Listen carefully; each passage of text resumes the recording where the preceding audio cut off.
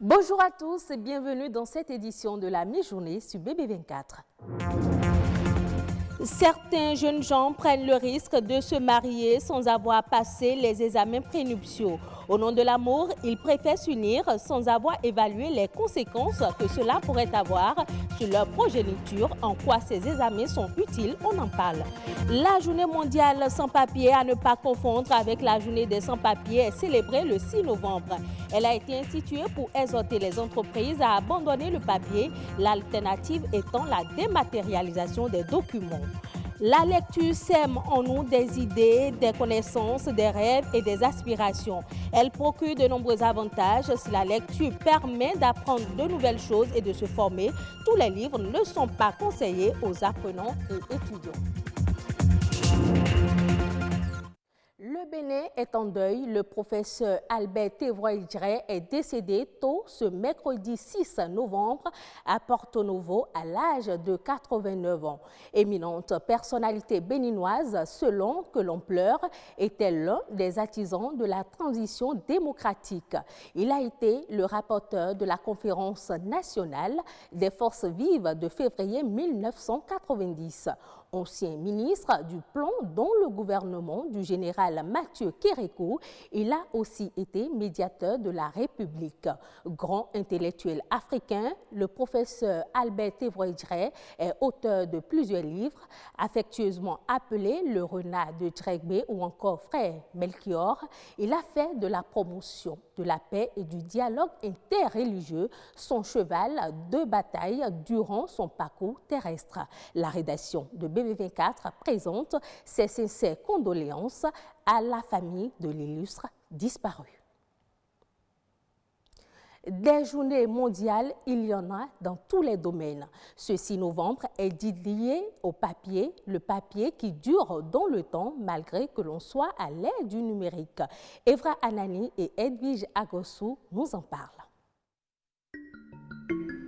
398 millions de tonnes de papier sont consommées dans le monde chaque année. Et ce n'est pas tout. Selon le magazine The Economist, ce sont près de 15 000 milliards de feuilles qui sont imprimées via les imprimantes chaque année. Au Bénin, un employé imprime en moyenne 28 pages par jour.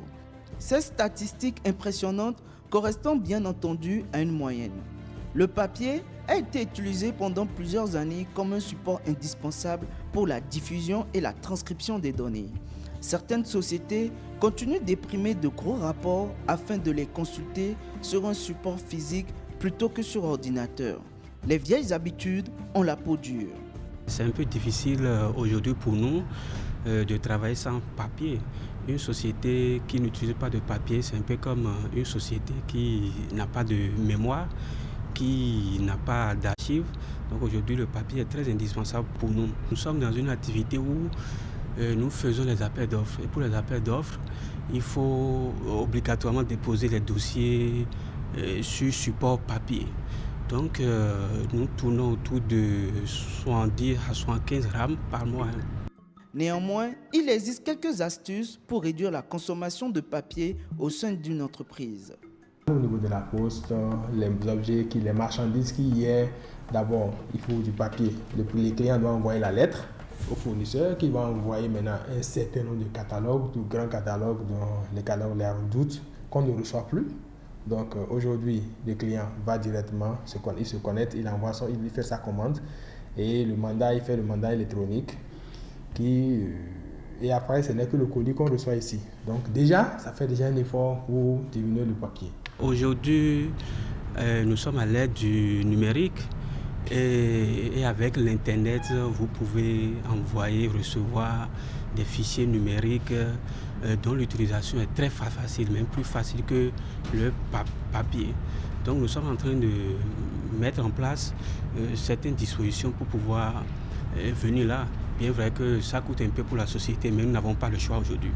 Réduire sa consommation signifie moins de papier, moins d'imprimantes à maintenir en fonctionnement et moins de cartouches d'encre à jeter. À l'heure du réchauffement climatique, la dématérialisation de documents est la solution pour pallier cette problématique. Et pour avoir un livre, il faut un assemblage de tests sur des feuilles de papier. Reconnue comme l'une des méthodes de succès, la lecture permet de développer la mémoire ainsi que les capacités cognitives de l'apprenant. Elle est aussi importante et très utile pour le développement personnel. Néanmoins, tous les livres ne sont pas conseillés aux apprenants et étudiants. C'est ce que nous révèle ce reportage de François Zinso et Iliad Bokovo.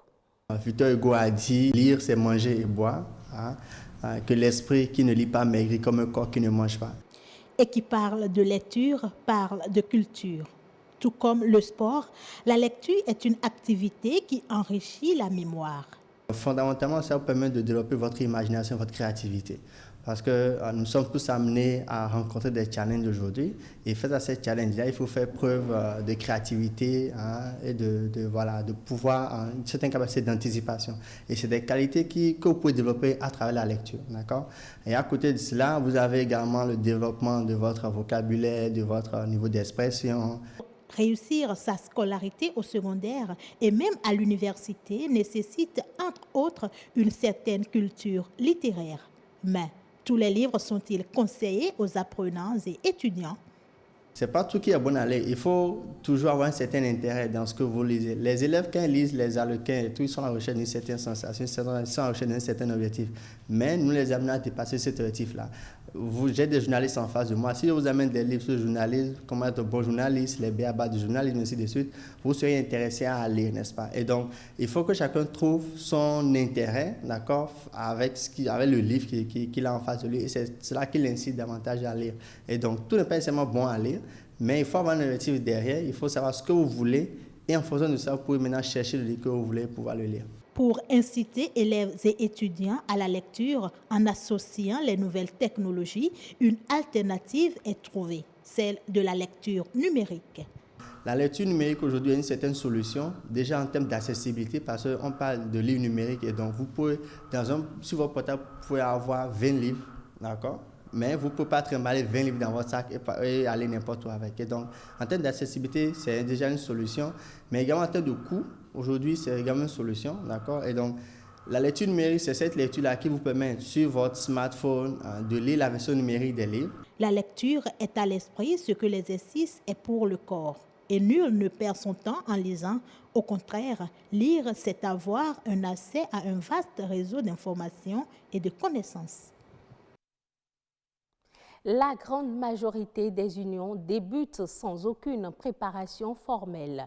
Le mariage appelle certaines obligations, conditions et formalités à remplir avant de dire oui. Au nombre de ces formalités, il y a le certificat prénuptial dans lequel est mentionné le résultat des analyses médicales des futurs mariés. En quoi consistent ces examens et pourquoi le législateur béninois l'exige? Amitié Saguiti et Léonore Lanouin pour plus de précision. Partie intégrante des conditions de forme du mariage, le certificat prénuptial constitue une pièce capitale à fournir et la condition sine qua non avant la célébration de tout mariage civil au Bénin. Ce n'est pas une fantaisie, c'est une disposition légale contenue dans le Code des personnes et de la famille. L'article 127 du Code des personnes et de la famille, c'est bien dedans. La loi dit que les deux doivent se communiquer le résultat. La deuxième partie là est très importante. Donc, il ne suffit pas de faire ces examens médicaux que nous appelons certificat prénuptial, mais aussi les deux époux doivent se communiquer les résultats. Ces examens prénuptiaux concernent par exemple les hépatites, au nombre des maladies et surtout le groupe sanguin. Ils doivent savoir s'il y a des incompatibilités. Ces éventuelles incompatibilités qui résultent du bilan prénuptial ne visent pas à empêcher l'union des futurs conjoints. La législation béninoise reste limitée. À ce propos, les avis sont divergents. Il faut voir l'avenir en fait. Il ne faudrait pas exposer les enfants et même ma santé à moi et celle de mon mari. Il ne faudrait pas vraiment. Bon, on peut toujours être compatible avec quelqu'un d'autre après. Je ne prends pas de risques. Je vais le faire prendre les risques. À ce stade de la relation, Je ne pense plus rebrousser chemin. Rebrousser chemin avant qu'il ne soit tard serait la décision responsable. S'entêter au nom de l'amour comporte d'énormes risques pour les futurs époux. Il y a eu un cas comme ça où les époux étaient incompatibles, pas par le sida, mais incompatibles par les analyses sanguines. Et on a constaté que si le couple se mariait, ils ne feront que des enfants mongols, des enfants malades, mal formés. Comme ils sont tous d'une religion, ils ont décidé de ne pas se traiter et ils se sont mariés quand même, d'accord, en disant que Dieu fera. Mais successivement, tous les 3 enfants qu'ils ont eus, c'était des enfants malades. La femme est décédée et l'homme aussi est décédé par la suite. Et s'ils avaient peut-être accepté de se quitter pour refaire un autre lien de mariage avec d'autres, peut-être qu'on n'en arriverait pas là. C'est très important de suivre les indications, je peux dire, du certificat prénuptial. Des examens en amont pour jouir pleinement de son mariage. C'est une bonne démarche pour préserver sa santé, celle de ses progénitures, ses revenus, voire la stabilité de son couple. Merci à vous, Éléonore Lanouin. La problématique d'insécurité alimentaire devient de plus en plus préoccupante dans le monde entier. Au nombre des solutions trouvées par les chercheurs pour y pallier, il y a l'utilisation des insectes comestibles. La FAO répertorie plus de 1900 espèces déjà consommées par les humains dans 88 pays en Afrique, en Asie et en Amérique. Les chercheurs sont unanimes, les insectes sont de réelles sources de protéines. Un ingénieur agronome nous livre ici quelques insectes utiles pour l'alimentation. Les corflés, ce sont des termites ailés. L'homme a besoin de 8 acides aminés pour pouvoir vivre parce qu'il a un seul estomac, l'appelle monogastrique. Et ceux-là ont tous ces acides aminés et 4 autres. Dans la foulée, vous avez la leucine, l'isoleucine, le tryptophane, la phénylalanine, l'ananine, la sérine, la méthionine, la cystéine et j'en passe.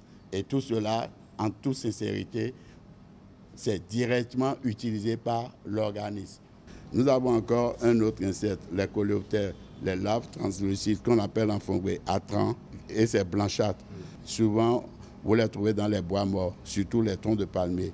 Quand je les ramasse, j'ai fini de les laver et je mets ça sur une plaquette chauffante, d'accord? Et ça fond. Et l'huile là, je les mets dans les boîtes translucides et j'ajoute bien entendu des feuilles de citronnelle. Quand ça durcit, c'est du beurre nacré. Ça n'a rien à voir avec vos beurres vendus dans le commerce. Les asticots, les larves de mouche, et en français, on dit oui. Ceux-là, vous les donnez à nos poulets, d'accord? Si avant, ça pondait que 8 œufs, c'est multiplié par 2, ça va te pondre 16 œufs, d'accord? Mais une fois que elles ont pondu dans une denrée périssable, cette fois-ci, ça devient de la matière organique pour le sol. Vous allez fertiliser le sol avec. Ou bien vous allez utiliser ça pour aller encore faire de la pêche. Par exemple, nos pêches de blolo, tchan, fin, tu vois, non, aboli, tumvi, tout cela, les retrous. Hors du Bénin, le gouvernement ivoirien vient de procéder au lancement officiel du programme national de stage et d'apprentissage en vue de l'insertion professionnelle de 225 000 jeunes. Estimé à 141 milliards de francs CFA, le programme est financé par l'État ivoirien, la Banque mondiale et la Banque africaine de développement. Selon le ministre ivoirien de l'enseignement supérieur et de la recherche scientifique, cette initiative du gouvernement ivoirien est une réponse à 2 difficultés auxquelles sont confrontés de nombreux jeunes ivoiriens. Ce sera tout pour cette édition. Merci de l'avoir suivi.